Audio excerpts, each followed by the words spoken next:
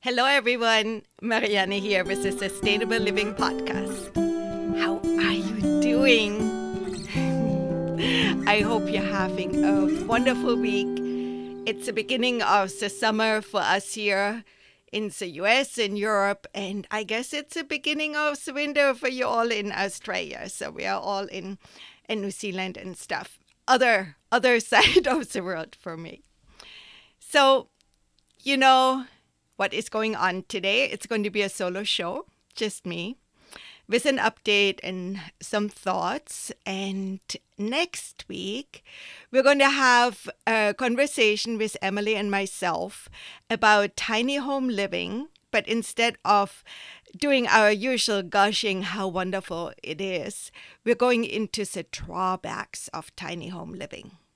But today, it's me with a garden update and some thoughts on the state of the world, so to speak. Let's see. Let's see how far we get on this one. So first, I wanted to give you an update what's going on.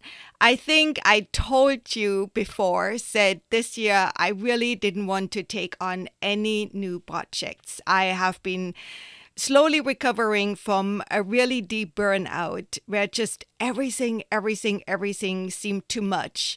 And I have really been practicing to say no. No is one of the hardest words in the world for me. Maybe not for you, but for me, when somebody asks me to do my first reaction is to say yes. And after I say yes, I usually feel obligated and do whatever it takes to fulfill that yes. A lot of times, that's not really serving me or even the people around me. So this overwhelm can easily, this saying yes, let's put it this way, this non-practicing of saying no, the constant saying yes can easily lead to an overwhelm where we just feel so deeply, okay, me. Let me say me, because I don't want to make assumption for you or for other people. I'm just going to speak about my own personal experience. But I do think that there are many of you which are mirroring that experience and probably nodding right now and saying, Yep, I say yes a lot too.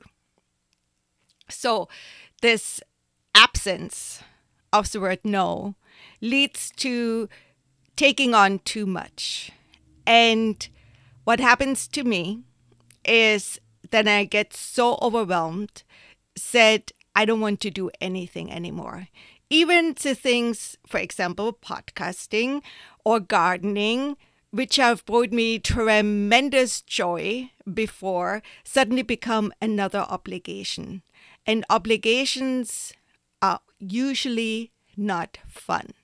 Now, I'm not saying that the garden or the podcast isn't fun anymore, but it certainly has gotten to that place of, oh my God, I have to do this instead of I want to do this, or I'm looking forward to doing this.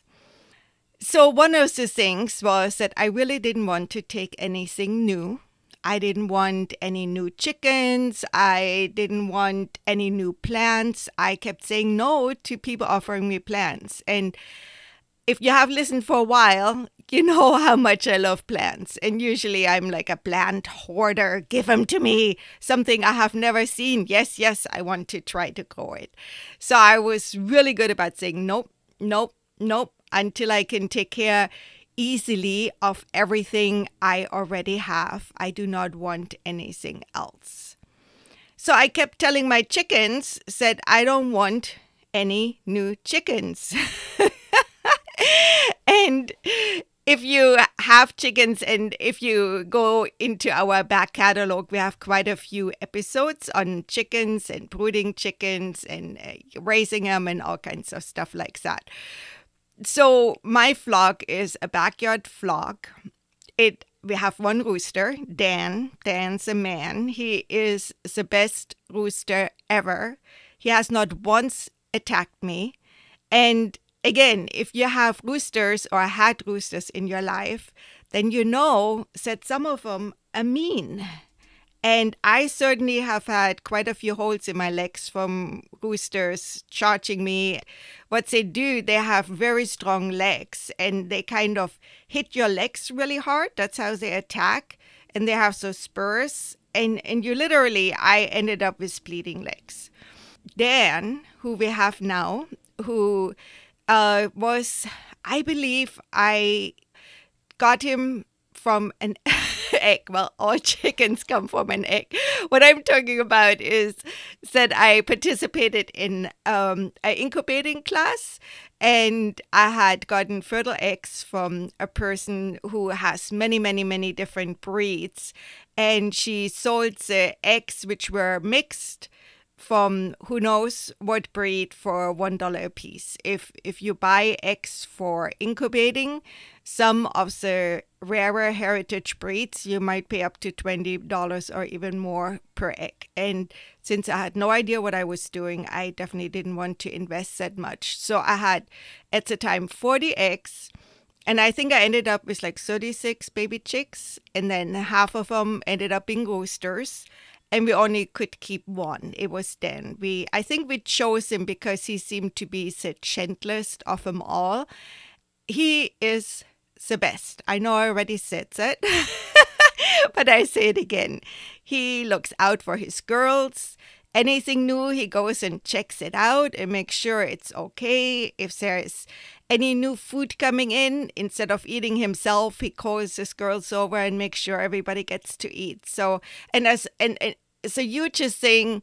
He hasn't attacked me. He hasn't attacked any of the kids. No humans, period. But I'm sure if a predator comes in, he definitely would be there defending the girls. So that's kind of as good of a rooster as you can get. So having a rooster means you have fertile eggs. And having fertile eggs means if a chicken decides to become broody, that's what you call it when a girl chicken decides it's time to have babies, she will sit on the eggs. And it's pretty amazing to watch because girls go into an almost meditative state and they sit on that nest and they spread themselves out. They will only get up maybe once a day to get some food and some water. And that's that. Then they're sitting there. So I noticed one sitting on the eggs. So I took all the eggs out from under her, hoping that would stop her. Didn't. Then I took her and kept taking her off the nest. Didn't work. She jumped right back on, and also other girls kept laying eggs under them. So this is what happens when you have several chickens. They all lay eggs in the same spot, and then that one chicken was sitting on it. So for a while, I would go there and take the eggs out from her every day. Then the next thing I know, another one is sitting there. So they are both sitting together on the nest, and I'm like, okay, I'm giving up. In the meantime, and I'm not sure if I told you that already, but I was doing yoga on my deck and I see my Minpin, my little dog, being very excited about some. And I look up to find out what's going on. I see something dropping out of her mouth. So I look and it's a baby chick. Of course, I ran and rescued the baby, and the mom was right there screaming her head off. What I realized is that I had been missing that one, but I have 2 or 3 which all look the same. So I kind of figured she was there, that I just wasn't counting right. But she must have gone somewhere off into the yard and sat on her eggs. But only one baby hatched out.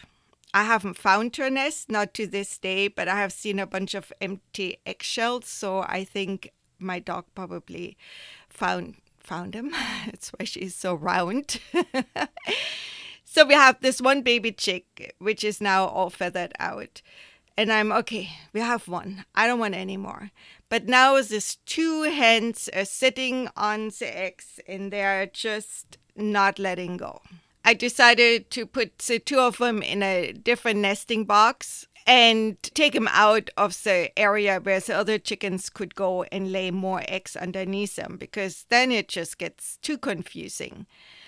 I really didn't think that any of them would be hatching. One of them immediately went off the nest, and I think the white chicken, which was the first one going broody and kept insisting on being broody, really kicked the other one out, because I think she figured the box was too small for two now, something like that.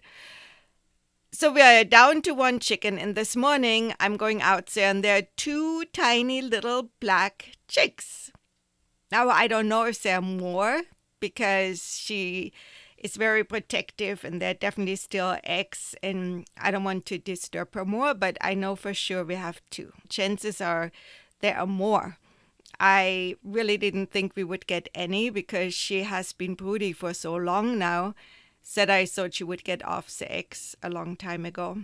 But no, she's here. So that's one of the updates we have from the garden. More baby chicks. So expect to see baby chicks on Patreon. I told you that I started to do stories on Patreon. I do most of them exclusive for our Patreons, meaning if you are not donating to the cause, which you can do for as little as $1, you don't get to see them. But I will try to put a few on for the general public. If you don't know what Patreon is, patreon.com. It's a site where people can support creatives, and it's very easy. You just choose who you want to support, which amount you want to support them, and you give them a credit card, and then every month that is given to the creator. As I say, you can start as little as $1. We are very grateful for some of you which are giving us $5 and $10, and really, really appreciate it. It helps to keep the podcast going for sure. Other news in the garden is that even though I have been so neglectful, there's a whole bunch of fruit coming in. We already have finished with black mulberries, and now the white mulberries are coming in. And many people don't even know that there are white mulberries. They are delicious. They're very sweet. They're not as flavorful or fruity as the black ones, but they're still really, really good. And I really love them because I freeze them and put them in smoothies. And it gives the smoothies, especially the ones with lots and lots of greens in them, a little bit of a sweetness, which is wonderful. Then we have peaches starting to get ripe, nectarines starting to get ripe, apples. We have a little rat problems. Have been coming in and eating the apples. And we put up the sunflower traps I talked about earlier and have been successful. Today I put a couple of rats into the compost. And if you don't know about the sunflower bucket method, you take a 5-gallon bucket, fill it with water, said it's full enough that a rat can reach bottom and jump out, but not so full that it can hang down and just eat the sunflower seeds. And yeah, sunflower seeds. You put sunflower seeds on the water that it's completely covered, so it looks like solid sunflower seeds. And then you make a ramp so that it's really easy for the rat to go up that ramp. They jump in because they want the sunflowers, and then they're in the water, and you know what happens. Yeah, I would prefer not to have to, well, I guess there are a lot of you which would say there is no have in this, but we have no more predators.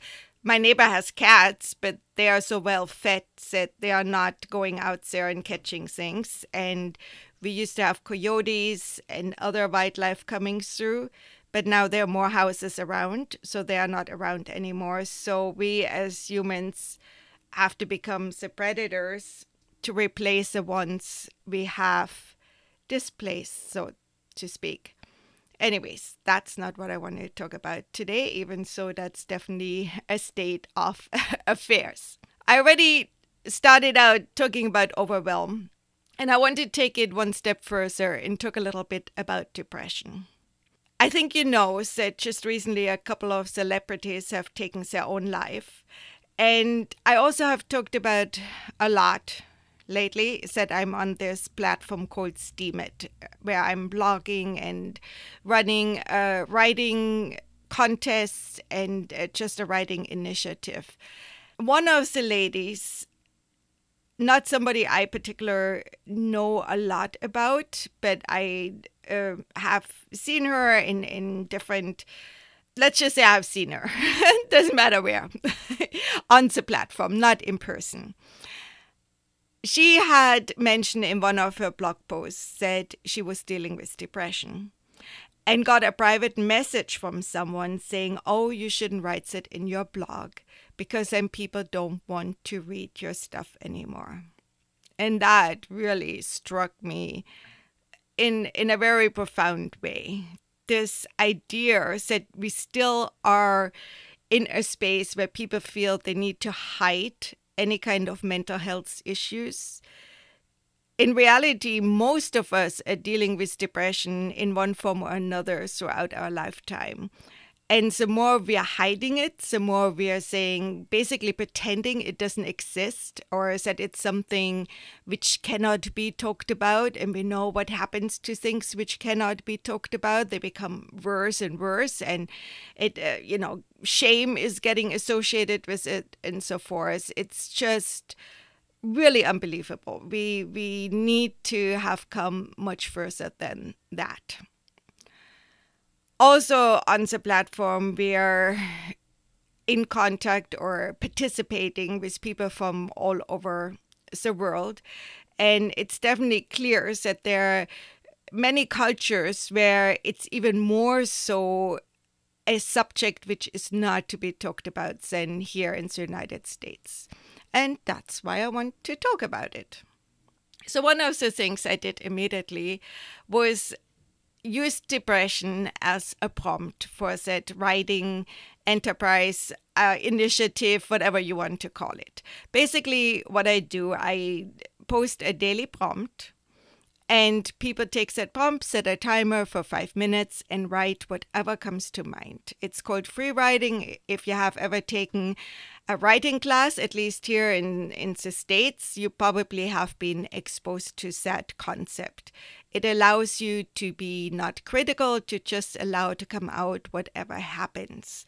You might be familiar with morning pages, which, I forgot her name, but I'm going to put it in the show notes. It's a woman who wrote The Artist's Way. And she found by just writing, with her idea is that you write first thing in the morning when you're not quite awake yet, and just write 3 pages without stopping, without, even if you write, I don't know what to write over and over and over again, you just keep going. And then stuff spills out. And before you know it, things spill out you might not even be aware of that it's something on your mind. So it's a very, very powerful exercise. And through that 5-minute free write, so many people already had shared that they had been dealing with things in their lives. They didn't even realize they were still having it in their subconscious, or that it was still there. And it came out through the writing and things felt much better. So when I put this prompt depression, it was so interesting to see how many, many people are dealing with one form or another of that in their life, either themselves or they have relatives or their children, their parents, or their neighbor. It's just really all around us. And I just really feel that it's a subject to be addressed. And I certainly feel that that period I've been going through, it probably could be called a depression.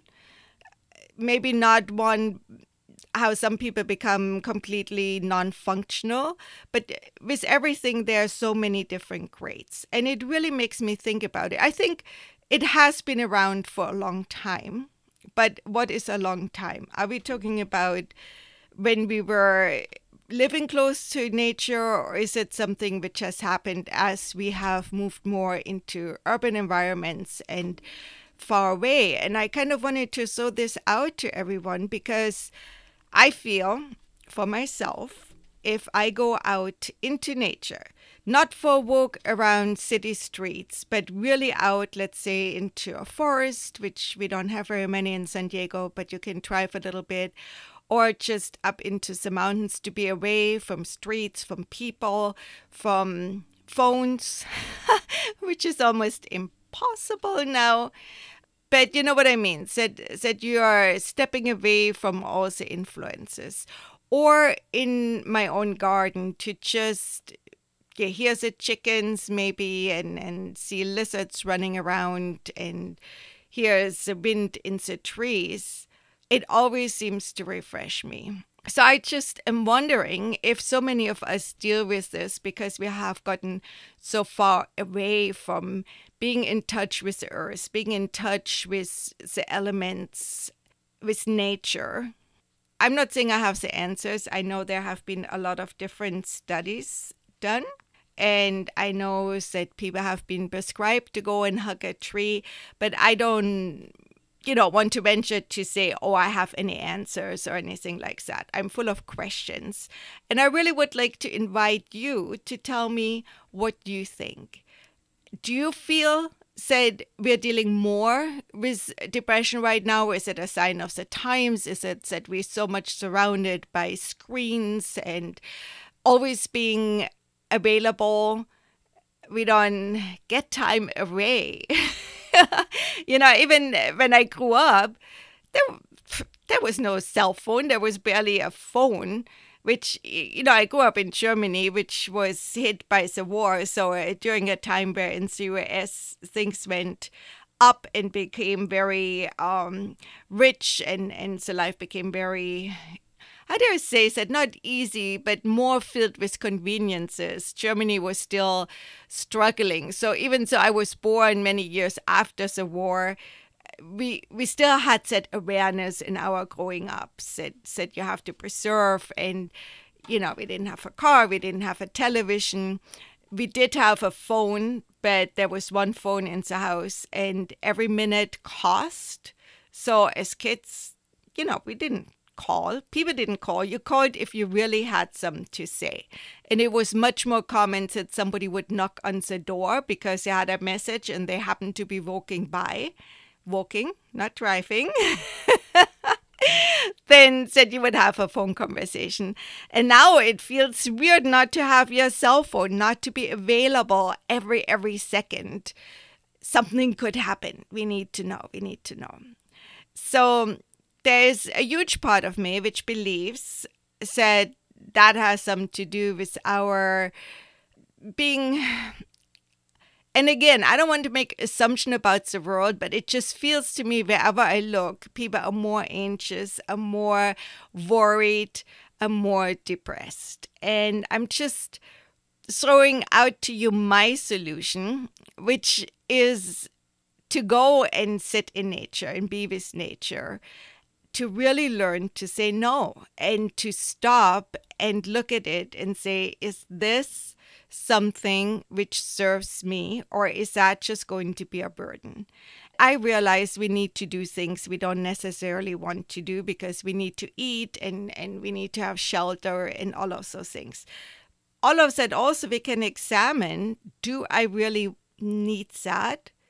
Do I really want that? Or do I just think I need and want this because the ad told me to? I've seen it 100 times on TV, so it must be good. It must be something I want. And yeah, just an invitation to think about this even more. And the theme of our podcast is sustainable living. So obviously, as you have followed us in our almost 140 episodes now, you know that we keep talking about consuming less, doing less, being more aware and all of those things. Yeah, I'm just really wanting to hear from you. What do you think is the solution? Do you feel that we have more anxiety and depression around us? Is that maybe just some that I happen to experience right now because just circumstances? I have several friends right now battling cancer. Our friend just passed away. So, sometimes those life events seem to cluster up and then you feel it's everywhere, but it might not be. So talk to me. Let me know. We are on email to be reached, sustainablelivingpodcast@gmail.com.